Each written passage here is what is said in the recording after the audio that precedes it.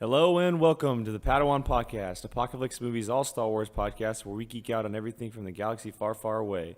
I'm your host, Jake Berlin, aka Qui-Gon Jake, and I am joined today by one of my fellow movie lovers, Jacob Barley, aka Grandma Barley. How's it going, man? What's going on, man? I'm excited to talk Star Wars. We just watched some Rebels episodes. Let's get into it. Yeah, so let's just jump right into it. So first topic of the day, it's kind of a big one I'm sure you're most excited about. Some rumors floating around. Episode 8 just started filming this week, and one of the big rumors floating around is that Ewan McGregor might make a return as Obi-Wan in the Star Wars Episode 8 as a Force Ghost.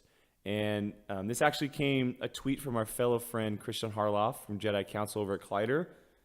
He said that he may be in talks to play Obi-Wan Force Ghost in the movie. A couple other rumors came out said he might have popped up on a fitting list for the movie. So I just want to get your quick thoughts, talk about it. We kind of thought that there was a possibility because his voice was in the movie in Force Awakens. Is this a high chance of actually happening?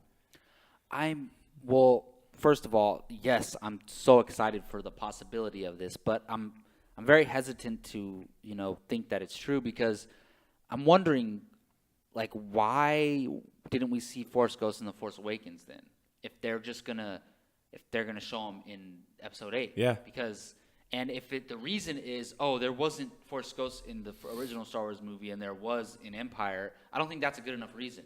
It shouldn't matter. They're not direct mirror images of that trilogy. So, that would be my only concern. But I could see that Obi-Wan, Yoda, their Force Ghosts are hanging out with Luke on that island. If that's the case, then that makes complete sense because then they've just been with Luke this whole time. And then when Rey had her Force vision, spoilers if you haven't seen Star Wars The Force Awakens, but if you're listening to this podcast, it's been like 2 months. I'm pretty damn sure you've seen Star Wars The Force Awakens. But so maybe, Luke was having them contact her through the Force.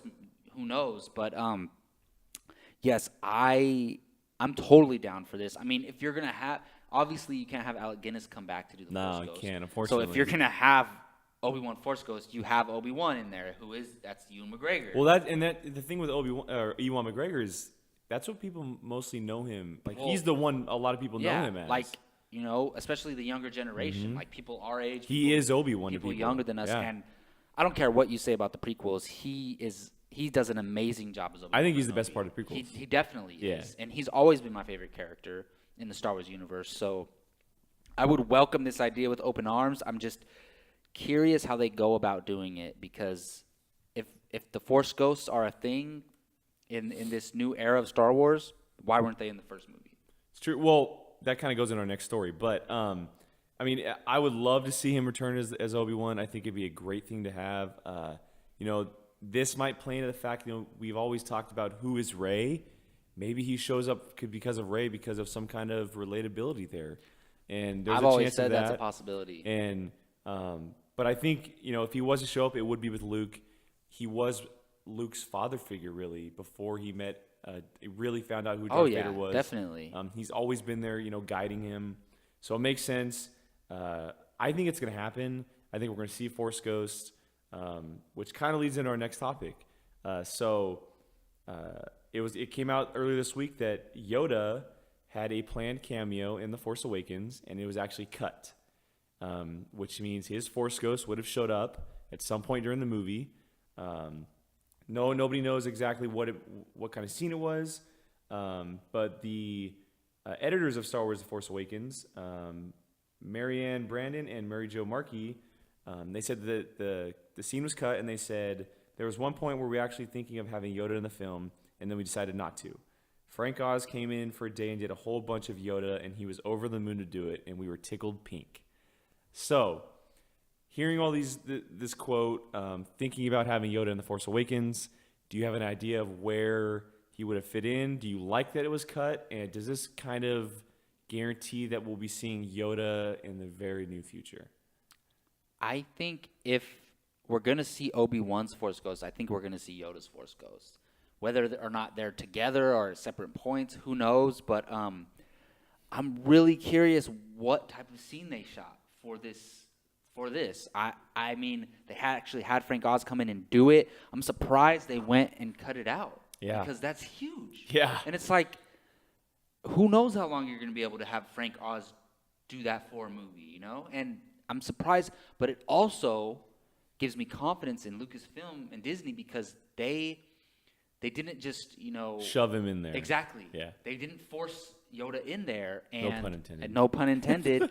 And I like that they're smart enough to know, like, look, yes, this would be great for the fans. It would be great for us. We want to do it, but we're smart enough to know that it doesn't fit in this movie. So ultimately, it gives me confidence in them. But when my first reaction is, what? I want to see that in the movie. Yeah, exactly. But overall, it's good news because it shows that they're not just going to do something just because it's going to please the fans. Yeah, I totally agree with you. I mean, it would have been great to see him in there because Of course, Yoda. yeah. I mean, everybody loves Yoda.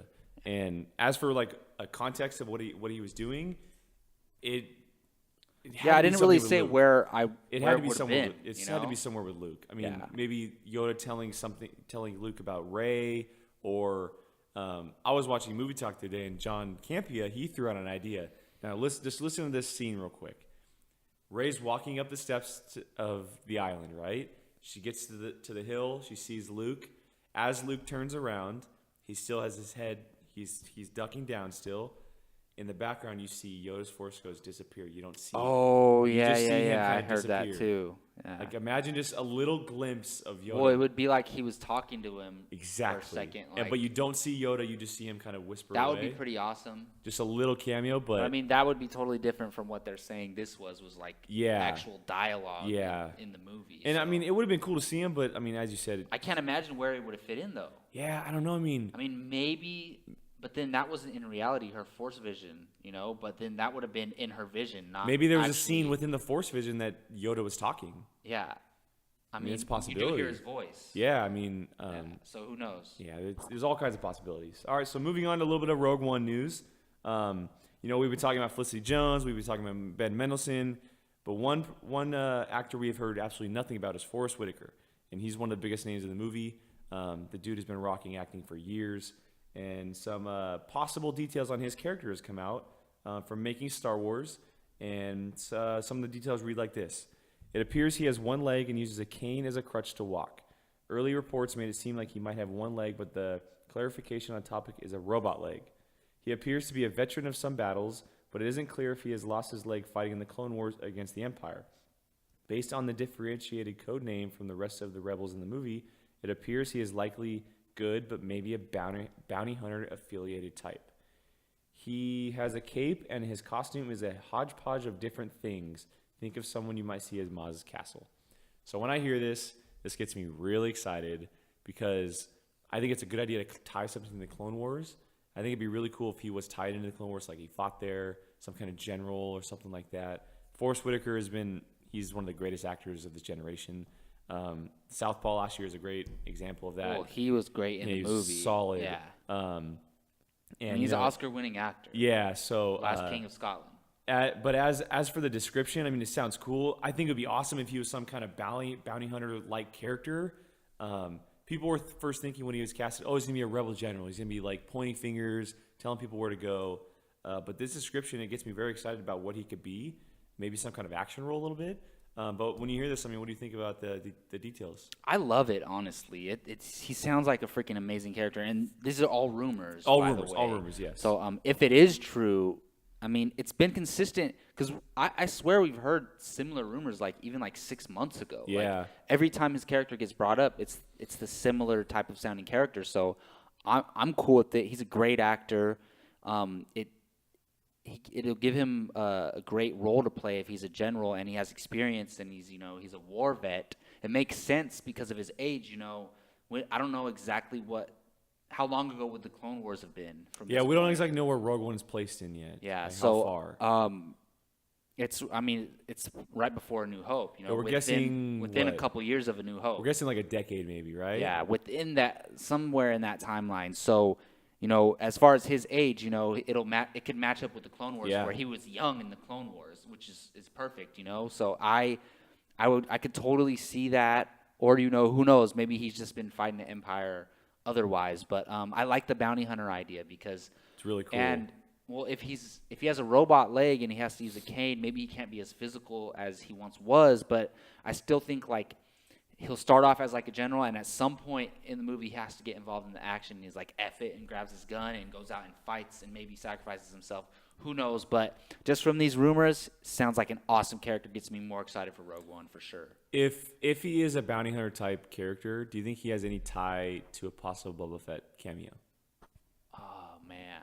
I mean, who knows? I mean, every bounty hunter doesn't have to be connected to Boba Fett, you know? That's true. But I wouldn't, I mean, maybe he is Mandalorian too.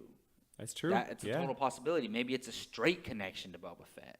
And I'd be fine with that too, because there's rumors about certain ships in this movie. But we'll get right exactly. into it. Yeah, So, we'll get right into our next topic. So perfect segue. So Lego, recently in an event, they were showcasing some of their upcoming Star Wars sets, and at the Nuremberg Toy Fair, and in one of the images, it appears to be one of the ships is called Rogue One, apparently, and it seems to be a Boba Fett-like ship. The Slave One, it looks exactly like Slave One, just the colors are different. And, you know, now the question is, could Rogue One be the name of a ship? And does it have tie to bounty hunters, or is it just a random ship that looks like Slave One? So the actual Lego toy had the ship called It's Rogue One? It's titled, so there's a picture of it, and it's titled Rogue One. Like, are they implying that's the name of the ship, or it's the ship from the movie? It's the name of that ship. We don't know if it's a ship from the movie or not. Okay, that's really weird to me, because my initial reaction is like, I don't think it is the name of a ship. Like, the title of the movie is the name of the ship? I don't think so. Yeah. And I don't want it to be either, because for several reasons. The first being that if you pay attention to like the squadrons, as far as in the Star Wars universe, the pilots and stuff, They're called Empire. The pilot that I don't know if it's that pilot or the pilot he's talking to, but the Empire, when they go looking for Han and Luke on Hoth, he's Rogue 2, or he either talks to Rogue 2 or he's Rogue 2. Yeah, I think he says Rogue 2 coming yes. in. I found them, and so that would be. So it just happens to be like the squadron are different rogues, and then this ship is also called Rogue. It would be, for me, and it's not that far apart in timeline. No. So for me, it would be kind of inconsistent with Star Wars. I hope they're aware of that. I mean, they have to be. If I know that, I'm sure Pablo Hidalgo knows that. And so I trust in them to be aware of that. So for that reason, I don't want it to be the name of a ship. I want it to be a person, or, somebody connected to that squadron or something. That's what I think it is. Yeah, and I kind of agree with you, because the image that that's brought up is, so Rogue One, the one is actually represented as a Roman numeral instead of the word one. Yeah. So that might be a little hint. I think Rogue One is actually a person, like you're saying. I think maybe it's Felicity Jones, or maybe it's some kind of pilot. Maybe that ship is just the ship that Rogue One Exactly. flies. Maybe, yeah. And then they just call that the Rogue One ship, Yeah, we didn't ever think that the Slave One was the only ship, and I forget what this classified ship is called, a Fire Spray 31 class patrol and attack craft. Oh, okay. So we know that that's not the only version of that ship out there. The color scheme is very different in the image, but it raises a lot of questions. That's for sure. We don't exactly know, because we haven't heard anything about Rogue One yet. Like, there's absolutely nothing besides the whole Death Star plans. Yeah. I know a lot of people haven't speculated this a lot. There's a little speculation about it, but now the more that I think about it, it's a very high possibility that Boba Fett could show up in this movie. And, the recent we talked about on our last Padawan is Bob Iger talked about the future of Star Wars with no mention of Boba Fett. Yeah. There's a possibility of them shoving that movie to the side and bringing in Boba Fett as cameos. I think that's the best place for the character. So do I. Because I agree with you. It's going to be so hard to build a movie where he's the main character, because I don't really want to see him with his mask off. I agree with you. So he's a perfect.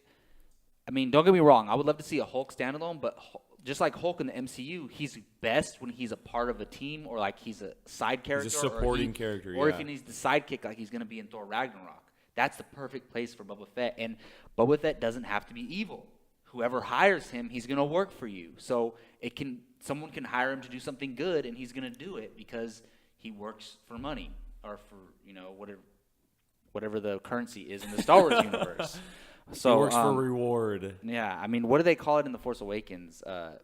Portions. Yeah, portions. There. Yeah, so who knows? I mean, probably different parts of the galaxy call currency different things, but and there's also rumors that Han Solo could appear in this movie too. It seems like that's what they're going for. I wouldn't mind both of them. So small cameos. Though. So over under 40%, Boba Fett shows up in Rogue One. Over. Yeah, I agree with you. Yeah.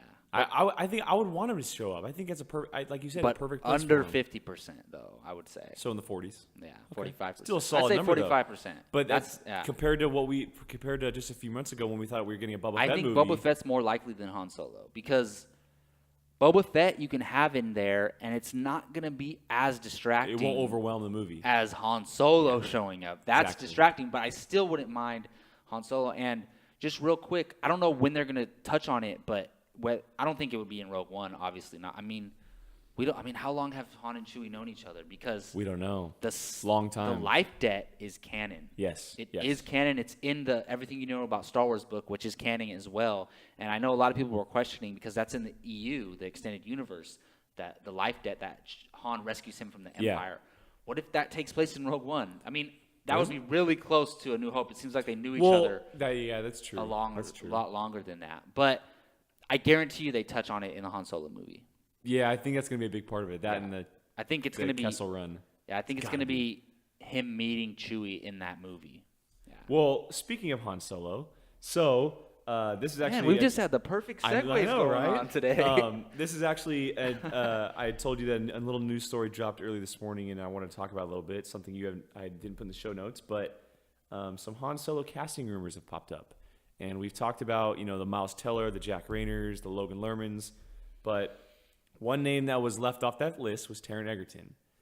Well, apparently Taron Egerton is now thrown in the mix. Really? He is, from multiple reports, saying that Taron Egerton has been wanted, and he's actually already auditioned for the role of young Han Solo. And also, I know you haven't gotten to see Hail Caesar yet, but one of the breakout stars in that movie, Alden Ehrenreich, I forget how to say his last name, but he's in Hail Caesar. He also auditioned for the role, and the rumor is Egerton and Ehrenreich auditioned together and separately. So maybe they're going for two different roles. And also in the rumor is that Idris Elba has met with Lucasfilm. And we don't know what movie it could be for. There's so many Star Wars movies coming out, but I wanted to get your thoughts, throw it at you. I know you just heard it, but what do you think about Egerton, and the possibility of Elba possibly showing up? So I'm not Star familiar Wars? with the actor who was in Hail Caesar, obviously, so I can't really comment on that. I was trying to look him up, but it's all good. So Taron Egerton is my number one choice to play. I completely agree Solo. with you. I'm with you. He has been for months because I don't want. And nothing against like Miles Teller or Dave Franco. I don't want somebody who's gonna distract me from it. I think who's bigger than the character. And Miles Teller is a great actor. Yeah. I'm not watch The Spectacular now. He's a great actor, but he's gonna distract me. I don't see Han Solo when I see him. And same with Dave Franco. I like Dave Franco a lot, but I mean, if I had to choose between Miles Teller and Dave Franco, I'm choosing Dave Franco for damn sure. But then I would choose Logan Lerman over both of them. But my number one choice is Taron Egerton because he's a freaking – I haven't seen Eddie the Eagle yet. But he's great in Kingsman. He has that charm. He's a freaking chameleon. I tell people – because people will see the Eddie the Eagle trailer and they're like, oh, that looks good. I want to see that. And I'm like, did you know that's the same kid from Kingsman? They're like, no, it's not. Yeah. And I'm like, yes, it is. And they're like, no, it's not. No way. Then they look it up. And they're like, oh, my goodness, that's really him. He is a chameleon. He can – just from seeing the trailers, I can already tell those two roles are so different that he's going to be able to pull off Han Solo. And he has that wit. He has that charm. He has that charisma. He can totally do it. He's my number one choice. And the Idris Elba thing is so vague because I have no idea what movie it's for, who he could be playing, but he's a great actor. Just the possibility of him being in the Star Wars universe. Love Star Wars. He's a great actor. Sign me up. I'm down for Idris Elba in the Star Wars universe for damn sure. Yeah, I think going off, I'm and echo everything you said. Hopefully he's not a freaking CGI character or masked up like he's going to be in Star Trek, which is kind of good for him because now if you think about it, if he's in Star Trek and Star Wars, he has the creature role. It's like Simon Pegg. Exactly, where you don't really recognize him. Yeah. So if he does land Star Wars, then I'll be more okay with him not showing his face in Star Trek. Agree with you. You know? I agree with you. Yeah, I'm going to echo everything you said. I think Egerton is the perfect choice for the character. The kid, I mean, we've only seen him in one big movie, but the kid can do anything. King's been featured a lot of different genres, and he pulled them off. But he's not a name that would overwhelm the character and movie itself. Nobody knows him, which Exactly. is a good thing. He's not a Miles Teller. That's a or good anything. thing. Yes. Yeah. As for Idris Elba, I think it'd be great for him to be in the Star Wars. I think everybody's going to end up in Star Wars at some point anyway. It's just kind of going on that route. Mean, there's going to be so many movies. Yeah. I think it'd be really cool to see him step into a Star Wars movie because until we see Star Trek, we've never really seen him take on, I guess Thor, but he didn't really do too much in Thor. Really take on a sci-fi fantasy space opera type film where it's all that kind of CGI and stuff. Mm-hmm. So I think that'd be really cool.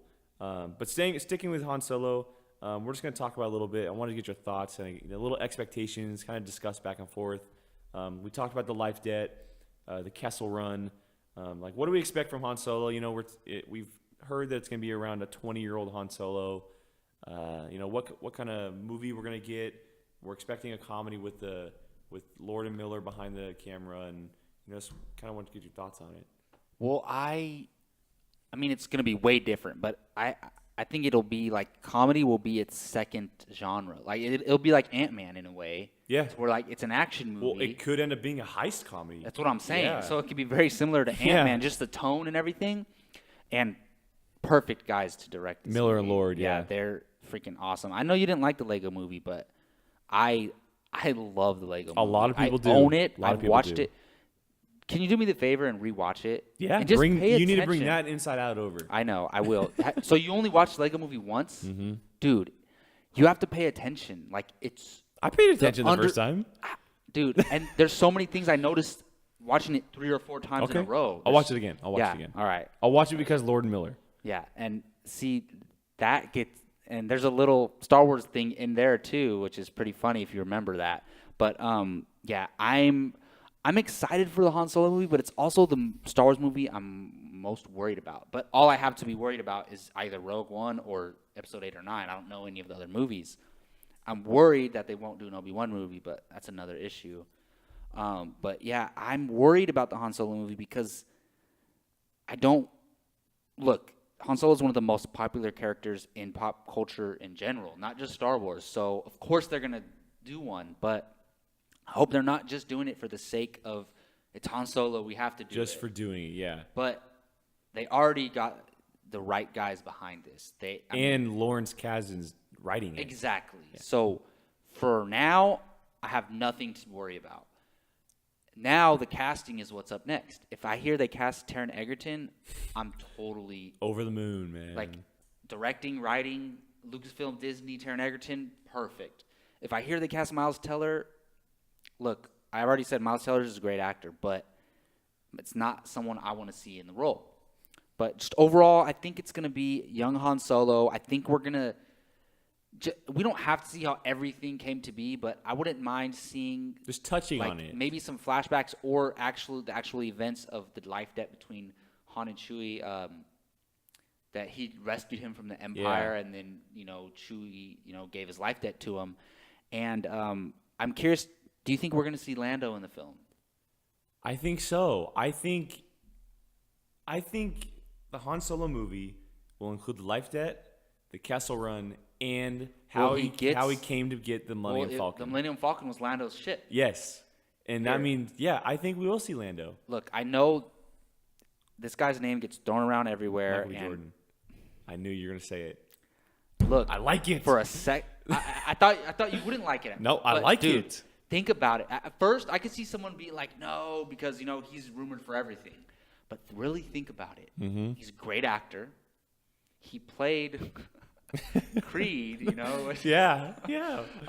So, for me, look, Michael B. Jordan can pull that off. Oh, hell yeah. You have to talk like Billy D. Williams and have that suave and just Just give him the haircut. That's all he needs. I Here's- think that's perfect. here's a funny thing, And like- imagine him and Egerton working together. Oh yeah, dude. genius. So good. Here's the funny thing. I think a better choice. It won't happen obviously, but can't you see John Boyega pulling off a young Lando? I could, yeah. But But obviously this no. and I'm that, just saying, yeah. like, imagine him as a young Lando. Let's say I seen John Boyega in like 2 films and he wasn't in Star Wars and I really liked him. I would still choose Michael B. Jordan over him. no, Michael know? B. Jordan. I think he'd be the best choice for it. I hope because I can't think of anyone else honestly, like, because you have to be young. Mm-hmm. Like you could say Idris Elba, but that's too old if you're going for a 20-year-old Han Solo. You know, they're around. I mean, he was a little bit older than him. But I think so. Michael B. Jordan's a little bit older than Yeah. Egerton, so and you could age him up a little bit. I think it would be perfect. I said that a few months ago when Gio and I were talking that I think Michael B. Jordan is the perfect choice to play Lando, and I hope he would do it though because maybe he's afraid of doing big franchises because of what happened with Fantastic Four. But it's Star Wars and it's Lucasfilm. So yeah, that's what I want to see. I want to see the Kessel Run. I want to see the Chewie Han meeting, and I want to see Michael B. Jordan as Billy D or as Lando. who was played by Billy D. Williams. So you think we'll get Lando? How he got the Millennium Falcon? That epic. What was the game? Some like chess game or something like that. Yeah. Oh, where he won. Yeah, won it. Yeah. I want to see the Kessel Run. And then the Life Debt. I think that'd be a good roundup for a good Han Solo movie. Yeah, it's A little, dude, like, it's, I'm getting more. I've never been more excited for the movie until now because I'm picturing the whole movie in my head right now, and it's just like it all playing out. it could be good. Yeah, but I'm imagining Egerton in the role.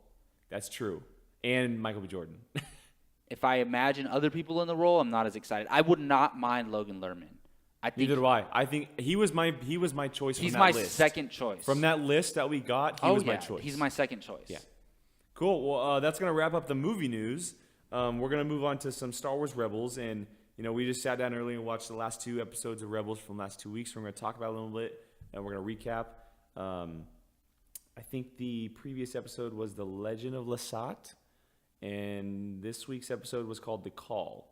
And we're just gonna get a quick thoughts. I'm gonna start off real quick. The Zeb-centric episode.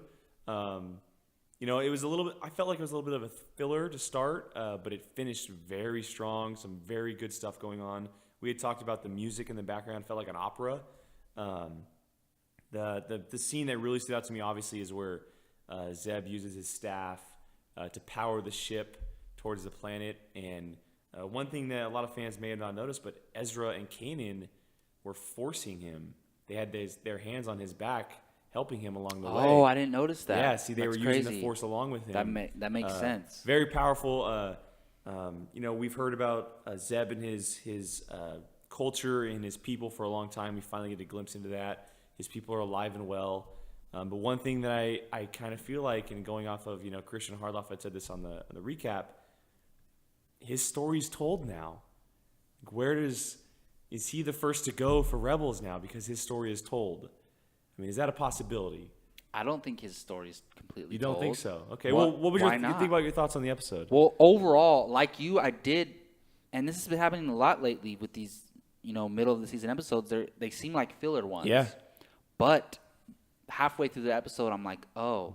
You're starting to understand, yeah. Okay, this episode was really important because we've heard a lot about Lasat and, the massacre and what's the general with the Sideburns names? Callus. He's the one who led that Yeah. attack on their planet. Mm-hmm. So there's a lot of history there. And we finally look, something I love about Star Wars Rebels is that it doesn't just focus on the Jedi and Kanan and Ezra.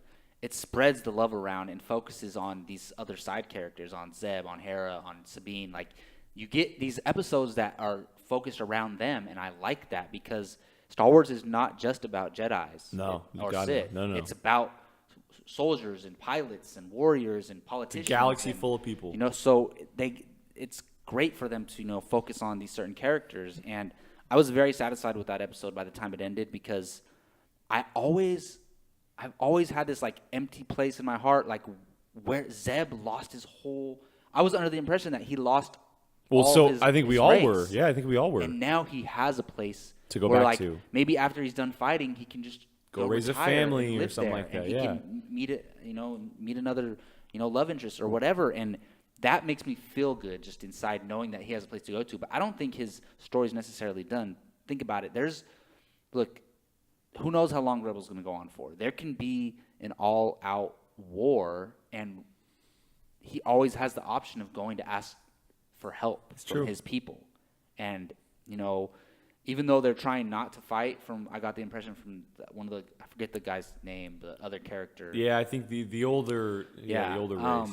But I think like if it was life or death and they had to save the galaxy, I think he can go round up some of those soldiers to help them. So I don't think that's the end of Zeb's story necessarily. I think it just fleshed him out a lot more and made him more important, honestly. So I kind of think the opposite. Cool. Well, moving on to the call. The most recent episode aired on Wednesday. I think it was Wednesday. This episode, just as we talked about the previous one, this one felt like very much of a filler episode more than the last. Yes, that's what I was gonna say. Well, go ahead and take it. Again, this was a filler episode for me. Yeah, big time. But there's some really cool things in it. Space whales, man. I like the space whales, and they're actually really smart creatures. Well, there's some cool stuff in there, like when Ezra, Sabine, and Kanan, they're skydiving down and the whales come down. It's a really magical shot. It reminded me of a Star Trek Into Darkness when there you go. They do that. Yeah. But now that I'm thinking about it, I enjoyed watching the episode, but it didn't progress the season at all. It just didn't further the story. Yeah, that's my problem. Like these, they have 10 episodes left, or not even like. No, I think there's 8 or 9. Yeah. Yeah, so they kind of gotta get going, and I'm like, what did this episode do for us in the overall story arc of this season? Pretty much nothing. It was just a little tiny adventure that they went on, and I'm cool with that. It just expanded the galaxy more. And the best thing I got from it was, I was talking to you earlier, Ezra has he tends to connect with different species, different creatures a lot, and who knows, maybe he runs into those whales again and they help in future battles or something like that because they can be useful. So he tends to build these relationships with these creatures or uses the Force to connect with them. So I took that, and then seeing the space whales do the light speed. Yeah, the hyperspace stuff, that was that cool. was awesome. That was cool. But other than cool moments and stuff like that, it just didn't further. I wasn't satisfied with this episode. Yeah, I as much agree. as I was with the previous one. I agree with you. It just didn't further the story. There was nothing. You wouldn't need to watch this. There's episode. a lot of those episodes in Rebels. It's kind of it's a little bummer, and we know that at the end of the season we're going to be getting stuff, but let's just get them already. But I'm curious. Well, real quick, I brought this up to you earlier. We saw a lot of stuff in that mid-season trailer, right? Yeah. We've barely seen any of it at all. So I hope it's not just in the last 2 episodes. I don't want to see Maul in the last 10 minutes of the last episode, and then the season ends. Now I got to wait months to even see Maul. I'd rather them not have even shown it in the trailer. Well, now that I think about it, that whole trailer, I don't think we've seen any footage from it. The whales were. Oh, the whales were in it? Okay. They were. They were yeah, in it? But okay. Other than that, nothing. Wow. So I'm a little worried. But yeah. Well, all right. So continuing on with some Rebel stuff. Some rumors have been floating around about season 3 already. Talking about what the future Rebels is and whatnot. But 2 big reveals for this. And again, this is just a rumor, and this again comes from Making Star Wars. They have heard that Star Wars Rebels season 3 will feature Ezra with a short haircut and a lightsaber similar to Obi-Wan and Luke's Jedi saber that we've seen in the original trilogy, as well as they put it, the greatest cameo ever. Grand Admiral Thrawn will show up in season 3. And if you don't know of Grand Admiral Thrawn, he is of the extended universe. He is in The Heir to the Empire. It's the Thrawn trilogy, written by Timothy Zahn. It's one of the most coveted Star Wars trilogy of novels out there. He's a follower of the Empire. He joins them. He fights the rebels. But I just want to get quick thoughts.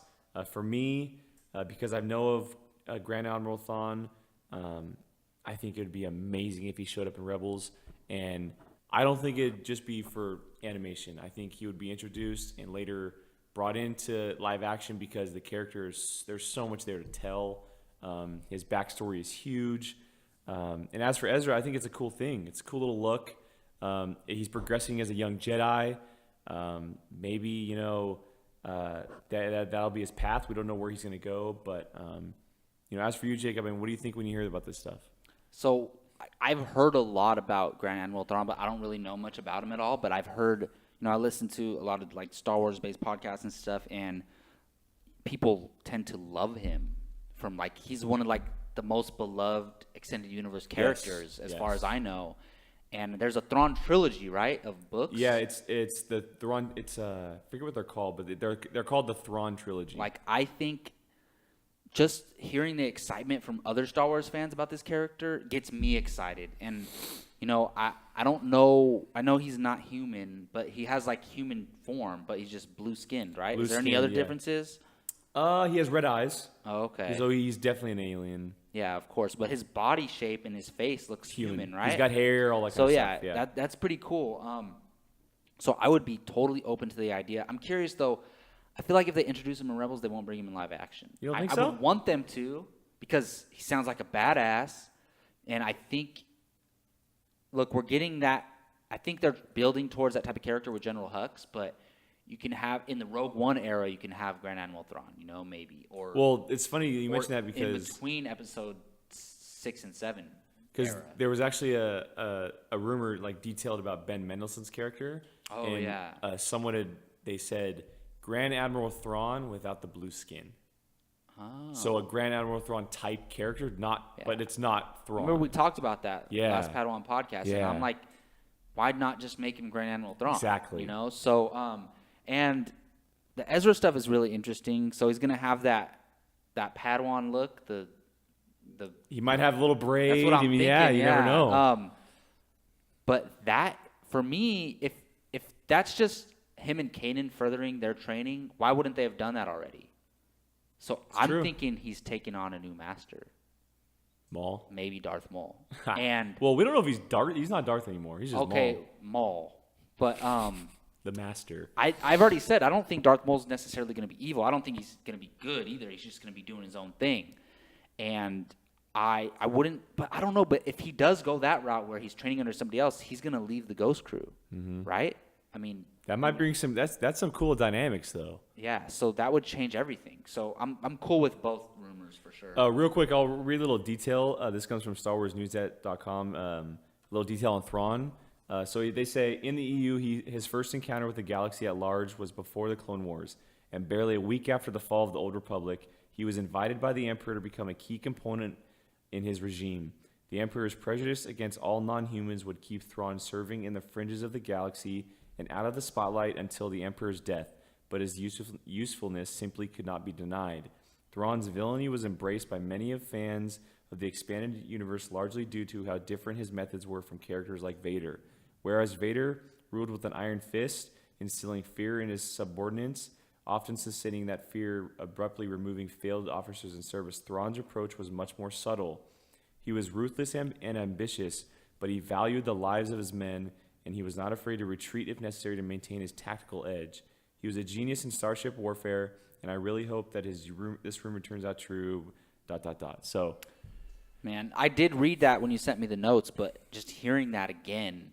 He said he's basically a tactical genius. Because, look, I love Vader, but he's just killing guys left and right if they make one little mistake. It's like, well, it's like Kylo Ren, too. It's kind of contradicting because you're losing men for no reason, It's like, you shouldn't just kill a guy just because he messes up.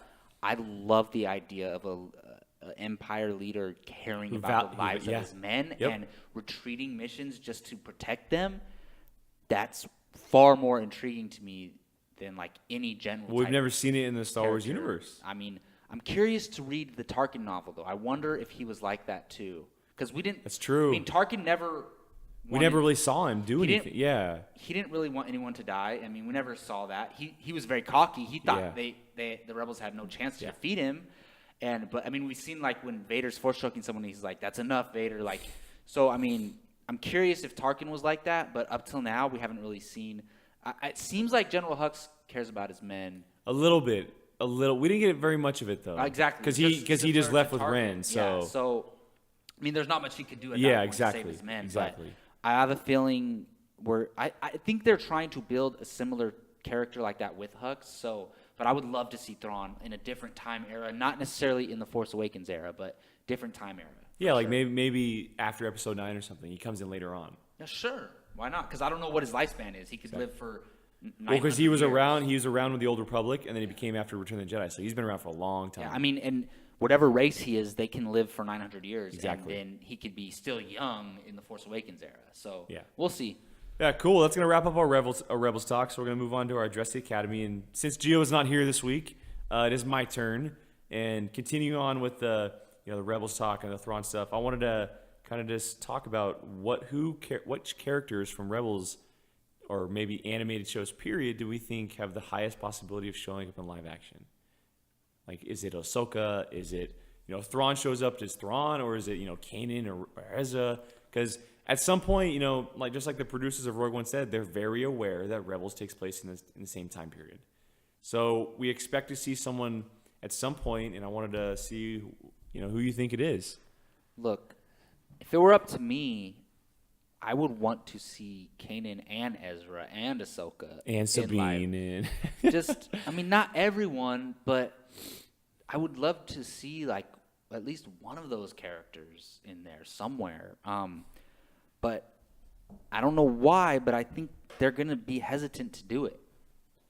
I don't know. I hope Lucasfilm isn't afraid to do it, is all I'm saying. But as far as, look, what was my address to the Academy 2 weeks ago? It was about Ahsoka being in Rogue One. And I do agree that would take away from the story, but at the same time, we don't know much about the story. So I always said, well, that could have been part of the plan all along. It's true. They just Very kept true. it very secretive, So for me, if I had to choose Ahsoka, for damn sure. But since my Address Academy was specifically about that last week, I'm going to set her aside. And I would love for Ezra to be alive still and be maybe like Benicio del Toro's character. See, it's a very high possibility. That would be, I hope they're not afraid to do something Well, like so- that. I would love that, because then we could have seen, then that brings the possibility of introducing Snoke into Rebels and then you see the crossguard. So what if that's where Kylo Ren got the idea from, the crossguard lightsaber from, maybe he knows Benicio del Toro's character already.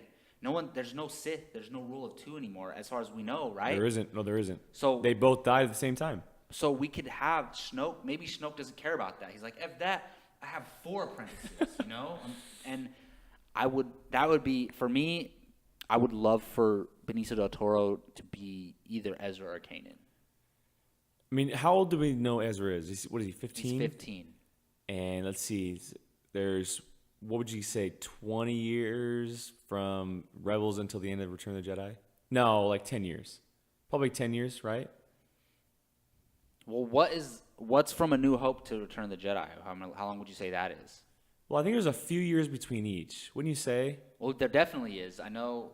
Okay, so let's say. I would say about a decade from Okay, Rebels until the end of Return of the Jedi, right? Wouldn't you say? Somewhere around there? From the end of Rebels or from the beginning of Rebels?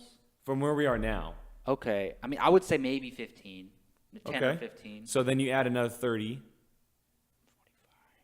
That would put him... Yeah, exactly. And it doesn't matter. They can age him up or age him Yeah. down with prosthetics. Well, but that or would with still fit. I CGI. mean, 50, 55 Yeah, years and old? Exactly. That's what I'm saying. So I feel like Ezra would be more fitting. And Ezra's the one who's heading towards the dark side even more so. Well, in Rebels, it's kind of his story. And so it would almost make sense that maybe he would be the character to jump over. I've thought of this theory before because we don't know who Benicio del Toro is playing. So, and who knows, maybe, because Benicio del Toro said he's playing sort of a bad guy. And if he becomes Maul's apprentice, that's sort of a bad guy. So what if, just the way circumstances go, he just kind of believes in what Snoke, because you have those bad guys who believe that they're doing the right thing, right? Well, like Kylo Ren. Exactly. Yeah. So what if Ezra at some point he realizes what Snoke is trying to do for the galaxy? He thinks it's the right thing. So he's not necessarily evil, but he's just, it's what he believes in. So, and it just happens to be, as far as the audience sees things, on the evil side. And then who knows, maybe he has like a change of heart and turns on Snoke in episode 8 or 9.